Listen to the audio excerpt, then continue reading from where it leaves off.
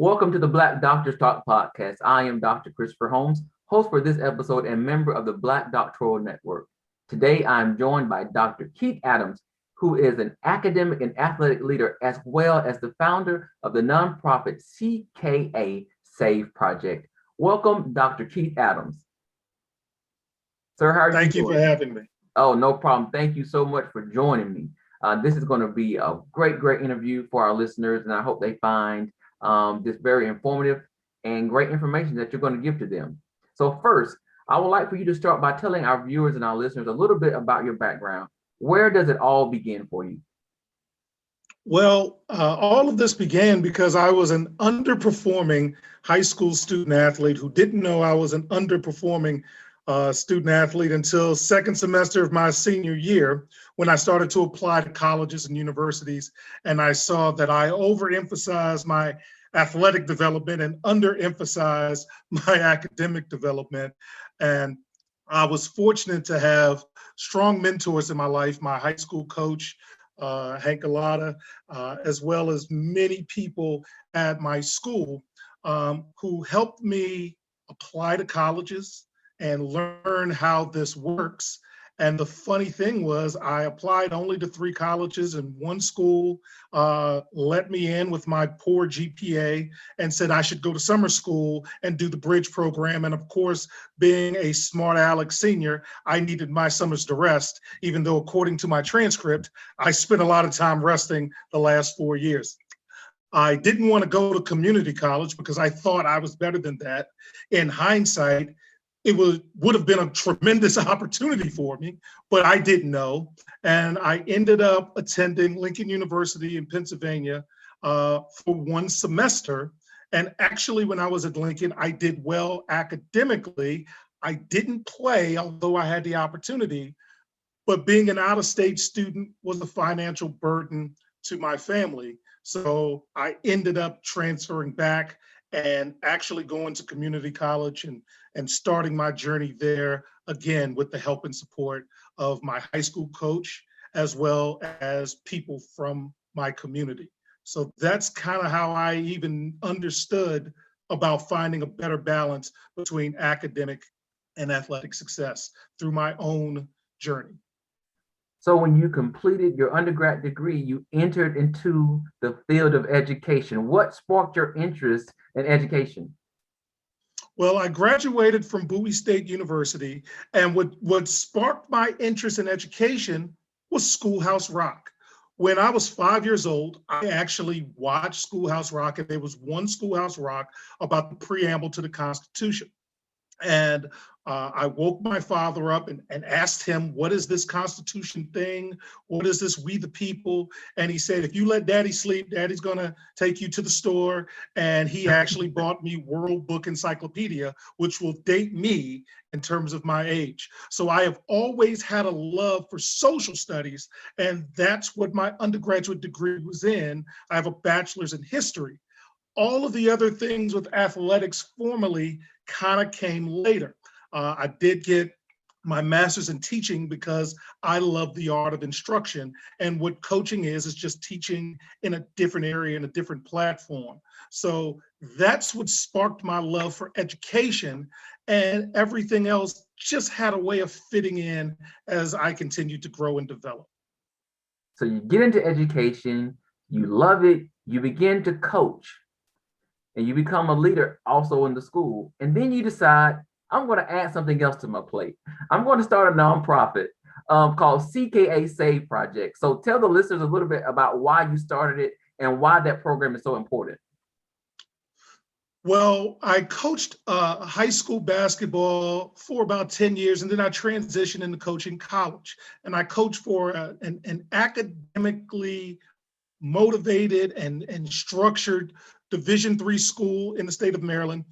And as I started the recruiting process, I evaluated athletic talent. And when it came time to look at transcripts and grades and that next step and that next level, I continually ran into student athletes like myself who overperformed athletically and underperformed academically. So I started talking to my former players who are now, graduated from college and starting their careers. And independently and collectively, they all said how we did business when I coached is not how everybody else did. And when I say how we did business, we focused on academics, we focused on athletics, and we were good at both.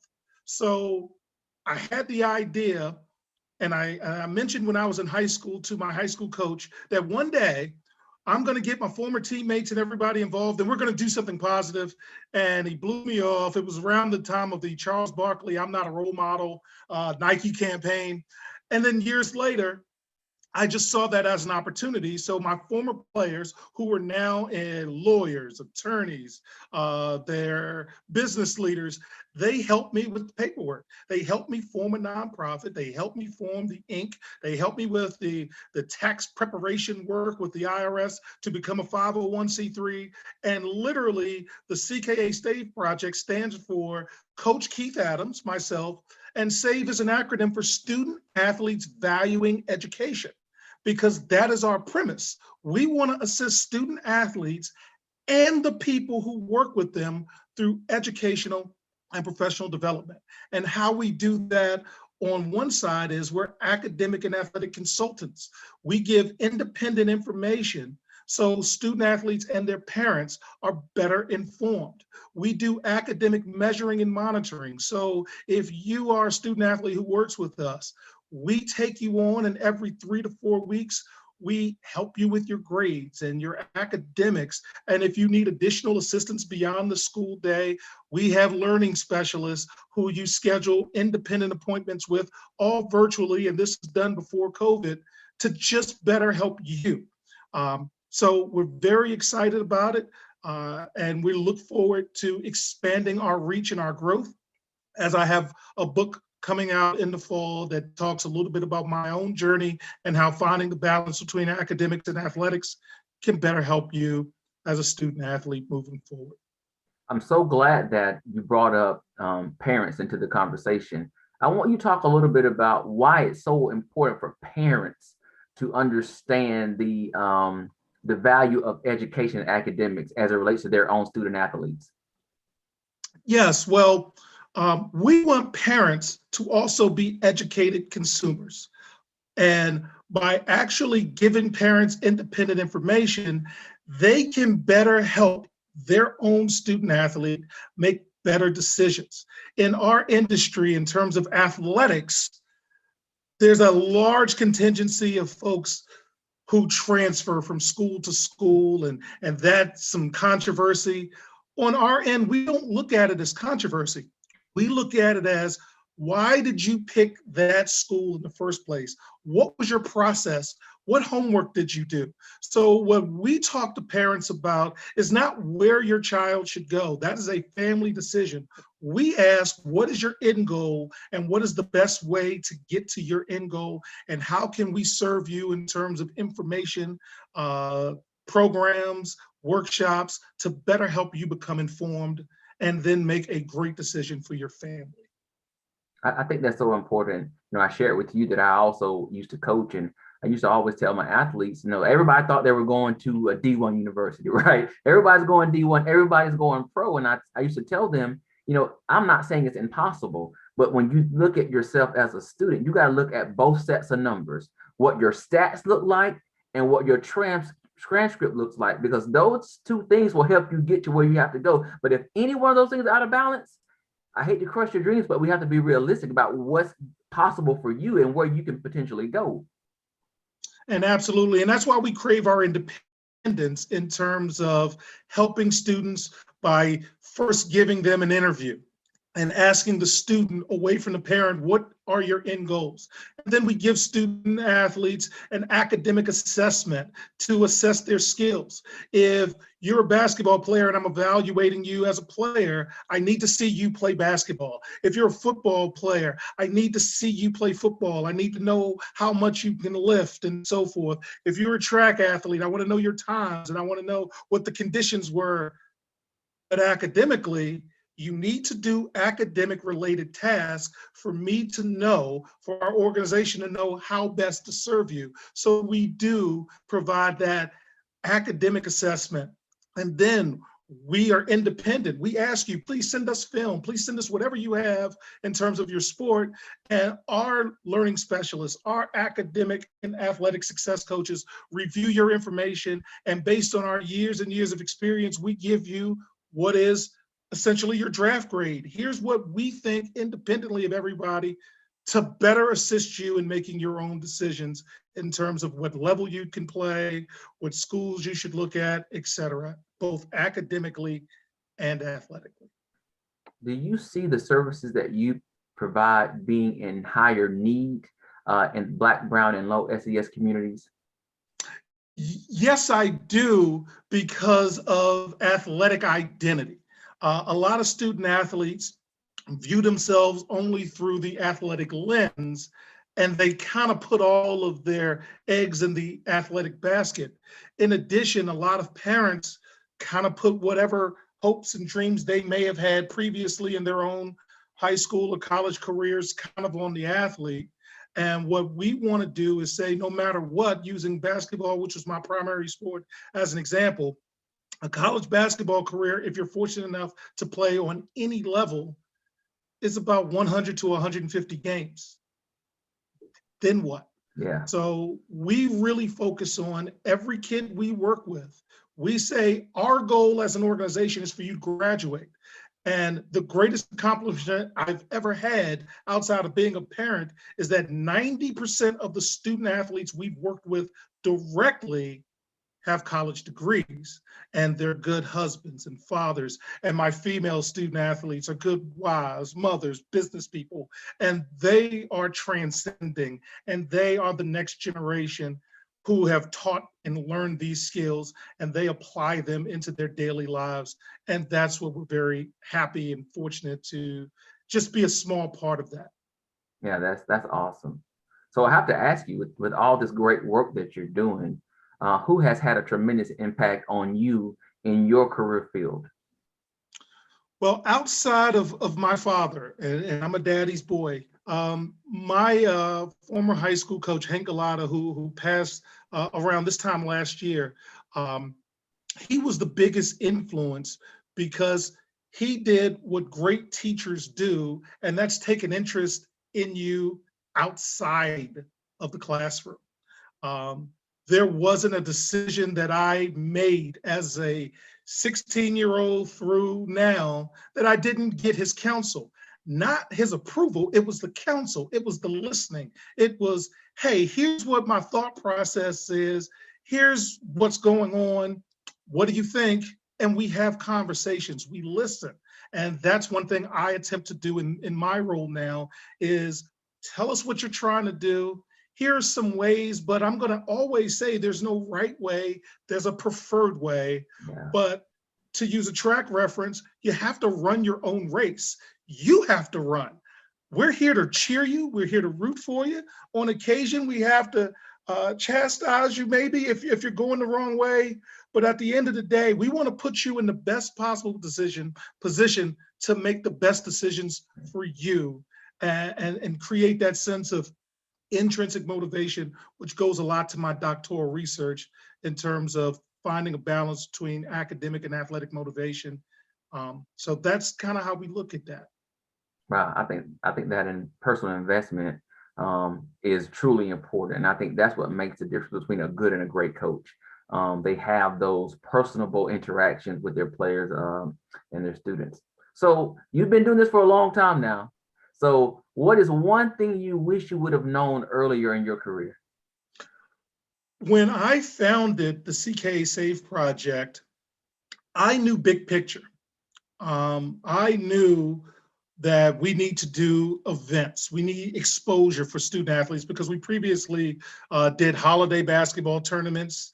We previously did academic all-star games where every student athlete on the court, we had already vetted their academics. So then the coaches just had to look at basketball. And there were some things missing though. When you run a nonprofit, one, you have to have funding. Yeah. And it is very challenging to get funding. People want your help, but oftentimes they don't want to invest the money that's needed. And yes, pats on the back are great, and attaboys and attagirls are great, but we need funding.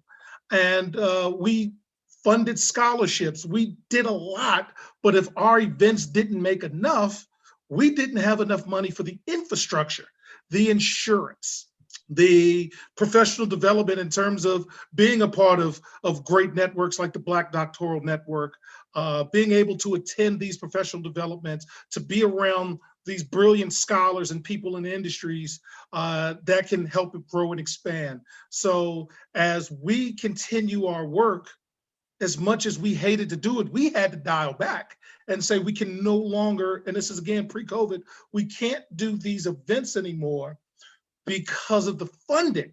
Yeah. We cannot always, for lack of a better term, give everybody the hookup. Right.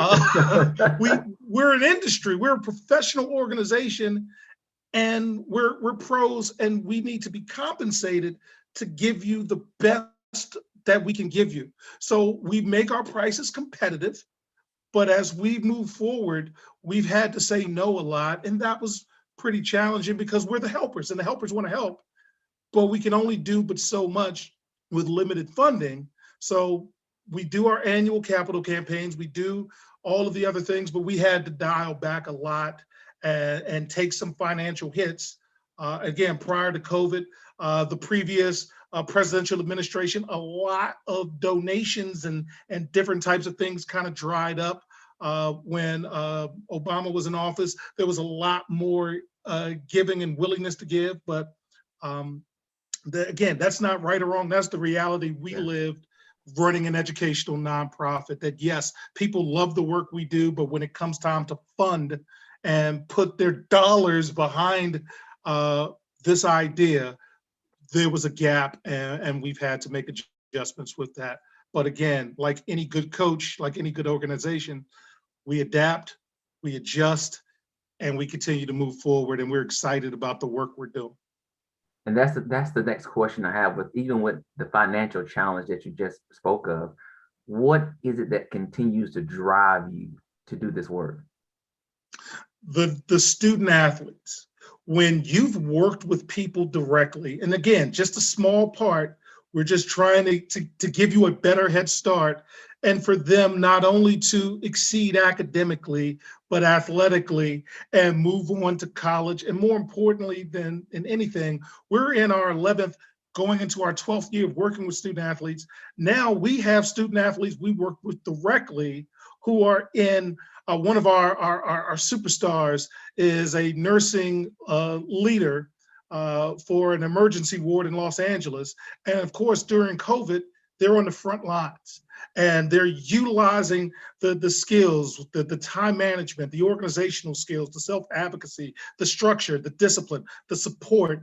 All of this is going on, and you're excited about it.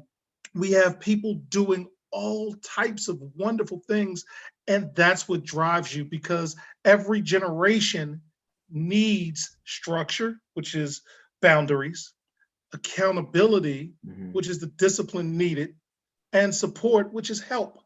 And if we can provide structure, discipline, and support, we can continue to make a difference, not just today, but moving forward. Wow, structure, discipline, and support. Yes, that's sir. tweetable. That's, somebody needs to tweet that. Write that down in your personal mantra for this year. So now let's talk about the coaching side a little bit. So you are a coach, you're involved in athletics. What excites you about the future of athletics, whether it be professional or college? Oh, I love the player accountability and the player empowerment. That's what moves me right now, because in my dissertation work, a lot of these things were said in terms of future studies and future research should look into that. I studied Division I student athlete motivation, and is there a relationship between academic and athletic motivation? And what we found in an elevator speech of what we did was that there is a strong relationship between intrinsic motivation, both academically and athletically, and there's really not statistically significant relationship between extrinsic and a motivation. So what that means in terms of the future is, hey, if I'm in a situation that I don't feel is going to benefit me, I'm going to look to move on, just like coaches move on, just like general students can move on. So I think the transfer portal is good. It helps the initial decision making. It forces everyone to continue to treat people well. I'm excited for the emphasis in socio-emotional learning. Oh, yeah. My goodness, more investment needs to be spent in people, not lazy rivers, not video lockers, not a barber shop in the locker room. It's nice. I'm glad you have it, but that's not going to get you any closer to graduating than the man in the moon. We've got billions of dollars being spent, yet programs are getting cut. Teams are getting cut. Track's getting cut. Wrestling's getting cut. Female sports are getting cut. Yet one of the things that, and this is no slight to Nick Saban, but Nick Saban and his top assistants make a combined $12 million a year, 3 people. It takes about $12 million a year to run the entire athletic department at Delaware State University. So Wow. it goes to what you want to emphasize. Do you really care about academics? Do you really care about socio-emotional support? Or is it about the dollar bill? And name, image, and likeness. We've got Supreme Court looking at things. I love it because it just forces everyone to get better in terms of their knowledge and their research and the work before the work, as we like to say. And will you do that, or will you continue to make mistakes? Another quick point is, with the transfer portal, no matter what the sport, college coaches have the chance to pick people who've already had many careers, so to speak. So now if you're a high school student athlete, man, what separates you? Because if I can get somebody who's already played versus somebody who maybe hasn't played at that level, it's going to be challenging. And of course, CKA will be here to just assist in the decision-making process and give you the best information we can academically and athletically. So I have you here. You're the expert. You are a coach. I have to have this conversation. How do you feel about HBCUs now requiring former top-level NFL coaches to now coach football, and now high school players willing to now go to HBCUs versus these D1 PWIs to play? One, we always wish anyone well with these positions, but the question that I'm going to have for this exciting time is the sustainability.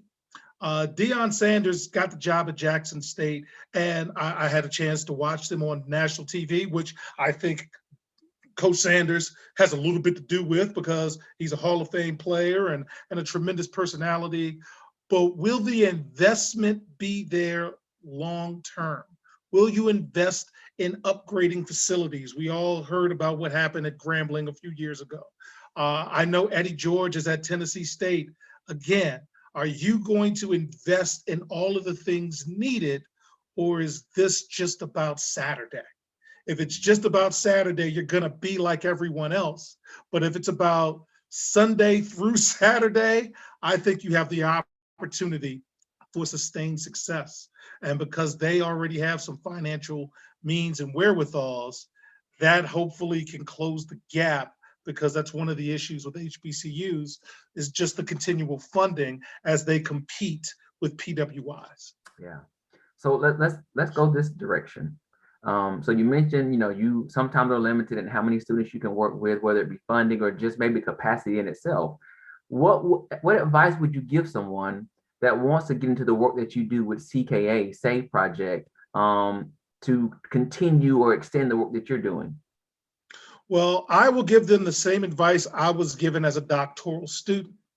You have to have a passion for what you do, because it's going to be that passion for what you do that gets you through the dark days, because the dark days are coming. Yeah. And using a brief situation for my own doctoral study, the original study I wanted to do, for whatever reason, just wasn't going to work. But then you have to ask yourself the question, do you want to fight, or do you want to finish? Well, I want to finish. So how can I best work with you to do what I want, but do it in a manner that's comfortable for the people who need to support me. And I always say, as a social studies teacher at heart, we've got to get more people at the table. Yeah. So when I give that advice, I say, whatever it is you want to do, make sure you have a passion for the dark days, because it's not always going to be sunny and rosy. I serve as a content expert for doctoral learners, and I always ask them, tell me what you want to do, tell me why this is important, and then you throw some wrenches at them and see if they really want to dig into it. And that's kind of how I look at it. Have a passion for whatever you want to do, and then do that. And if you do it well, the money will come, not the other way around. But start and end with that tremendous passion for whatever it is you want to do. So how do you stay abreast on current trends in the field of athletics and academics? Well, one way I do it is attend annual events like the Black Doctoral Conference and the different events. You have to stay current. Two, I am a voracious reader. I try to read any and everything I can on academics and athletics. Three, I try to have great mentors that are young and old. I learn more from my students than I do anyone else, because at the end of the day, they're the next generation. They're the ones that are going to help us move forward. And one of my favorite movies is Shawshank Redemption. Either you get busy living or you get busy dying. So Yeah. Although I disagree with some musical choices, I'm a Prince fan. That's what I kind of listen to.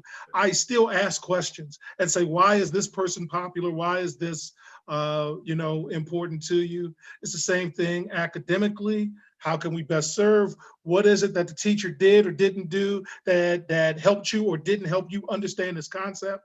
And athletically, why did you take 28 dribbles just to go 2 steps when you could have just taken? Again, I'm just asking because maybe I missed something. And by doing it in an open, non-threatening way and asking, you'll learn a lot more than just saying you did it wrong and do it this way. Yeah. There's no right way. There's a preferred way. There's a lot of ways to get to the end.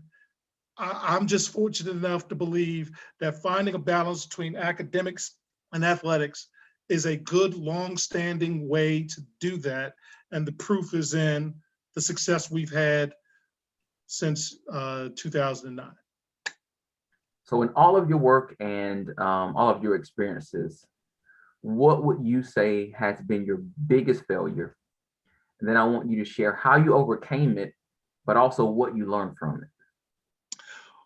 Well, organizationally, our biggest failure is our failure to read the marketplace in terms of the financial commitment that's needed to run an educational nonprofit. And I spoke about that earlier, which means when you run your own business, a lot of this comes out of your pocket. So when you sacrifice and you have the passion, you're gonna go all out. And I'm fortunate enough to have a tremendous board of directors that help me sometimes pull me back. So that's the biggest failure is you wanna help everyone. Yeah. You wanna help anyone who calls you, you wanna help. And sometimes you have to pause and understand that a delay is not a denial, it's a delay. And you gotta walk. So if you've ever worked with me, you will always hear me say, we're walking. We are not running anywhere. We're walking, and we're going to see, and we're going to look both ways before we cross the street. We're going to take our time.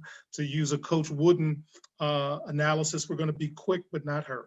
We're going to be quick, but not hurry. So that's how I've adjusted. And yes, it's disappointing that we can't do everything, but what we do very effective.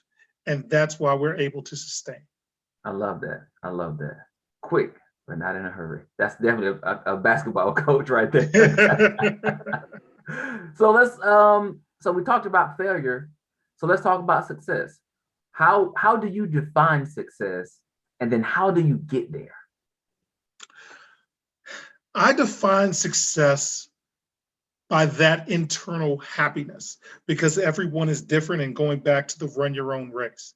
So if you found something that that gives you joy and gives you great passion, then you're waking up every day to a great day. One of the things I say to my own child is today is a new day. It's another chance to get it right. Yeah. So I look at the world as an 85%, 15%. Because although as a coach, we say we're going to give 100%, we're going to do 110%, we're going to do all of those things, we're all lying. So if I am at 85% and I'm on a good day, that's 90%. That's above average to excellent. And on those great days, I'm going to be 10% above that, but we're not perfect. And if I limit negative interactions, because they're going to happen, we live with people to about 15% of my life, then on that really, really bad day, that's going to be 20 to 25%. And on the great days, it's going to be 10 to 5%. So 85% of the people that I interact with every day bring me great joy and positivity. 15% of the people I interact with every day bring some negativity, and that's okay. Yeah. Because most of my day is spent helping people get better. Man, that's a lot of joy. So yeah, you're going to see me in a good mood more days than not. And that's what helps me get through. So what would you say is your biggest accomplishment? My biggest accomplishment is the graduation rates of the student athletes who work with us, because that degree will get them more than 20 points or running the 100 or scoring a touchdown, because that's going to help you in perpetuity. That's going to put you in a position where you don't owe great student debt. You can buy a home. You can invest. I am happy yet jealous that many of the student athletes that I work with who are now adults have already invested in the stock market and already have 401ks, and they take more vacations than I did at that age. And they're set up for future. And it was my high school coach that introduced me to all of those things. So that's what we do. We pay it forward, and they're in a better spot at 25 than I was. They're already owning property. They're already doing those things. So when you see people have that socio-emotional support and they're in a good space, for a lack of a better term, that makes you feel really, really good. And to have kids, say, I got an A on this test, Dr. Adams, and you say, congratulations. And they say, no, I got an A because of you. And I said, no, you got an A because you managed your time. You got an A because you put the effort in. You got an A because you did the work before the work. And if our words and training helped you do that, you're going to keep doing that long after you've worked with Dr. Adams. So that's going to bring me joy when you keep hearing those things, because you're just a small part, but you hope you bring something good to the table. So it sounds like in your career and in life in general, you've had several wins. So what's next for you? So we're very excited about the fall. This fall, I get to release my first book about finding a balance in my journey between finding success academically and athletically. We are expanding our partnerships. This fall, CKA will serve as the academic success coach for the Virginia Postgrad Academy, which is in its first year. The Virginia Postgrad Academy is a postgrad academy for student athletes. And one of the things that COVID did was limit or eliminate opportunities for high school students to showcase themselves, for this case in basketball.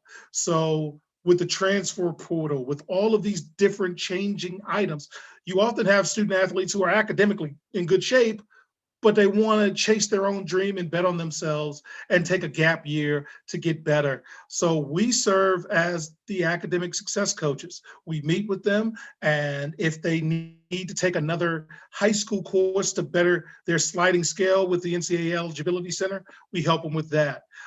If they want to start their college classes, we help them with that with our success coaches and our learning specialists. But the end goal is to help them continue to find that balance. So while they're working very diligently athletically, we're here to get them through academically. So when they do hit those campuses, they're in a better position.